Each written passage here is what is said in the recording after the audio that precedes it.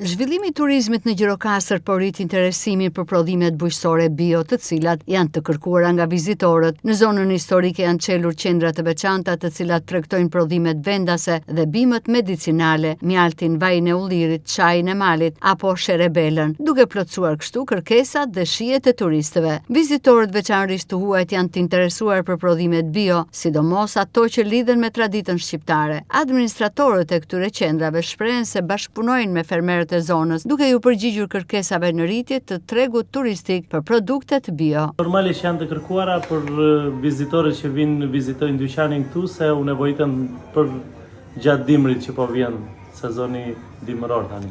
Turistët ka polak, ka nga Ukraina, ka amerikan, ka suedez, anglez, nga të gjitha vendet e Europës kanë ndaluar këtu. Duan pak më shumë gjëra, domethënë që të dinë nga vinë këto produkte, si mblidhen, edhe sa kemi mundësi thjesht ua shpjegojmë edhe ua sugjerojmë që t'i marrin se këto kanë një gjë që mirë të bëjnë, dëm nuk të bëjnë, janë mira për shëndetin. Tani po të ketë pak ndihmë nga shteti, nuk është se është keq, se më shumë zgjerohet biznesi edhe pse jo të hapim dhe biznese të tjera, si në Sarand, në Përmet, që janë zona turistike dhe kanë nevojë pak për këto lloj produkte që ne servirim këtu, se këto janë 100% produkte natyrale dhe janë autoktone të vendit.